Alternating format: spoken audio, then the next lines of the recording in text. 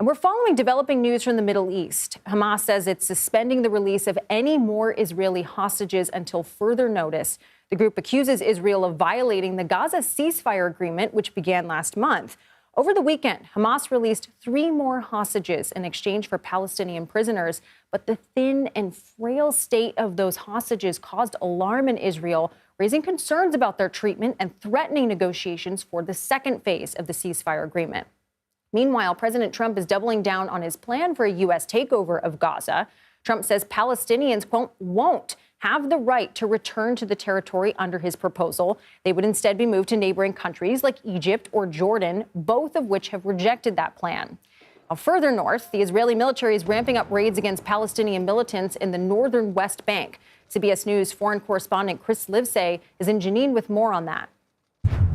Well, there's a fragile peace in Gaza, but that's hardly the case here in the West Bank. We're driving right now through the city of Jenin, which has looked more like a war zone than Gaza has in recent weeks. We've spoken to people who were kicked out of their homes by the IDF, that's the Israeli military, as they perform what they consider to be clearing terrorist infrastructure.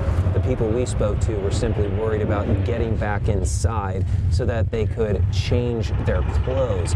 We saw the Israeli military plowing streets using these armored bulldozers in order to make it easier for them to get in and out of areas that they consider to be a terror threat, but also making it impossible for regular Palestinians to go back home to what they consider to be now a ghost town. We've also spoken to the victims of this heightened military operation. We spoke to the grandparents of a 2-year-old girl named Layla, who earlier this week was shot and killed. She was shot in the head as she and her mother were cowering in fear in their home just around dinner time, as the IDF, again, carrying out what it called to be an anti-terror operation, fired into their building. They showed us pictures of the drapes and the windows that had been shot through, and after it was all said and done, this little girl was killed. So we're here right now just to figure out exactly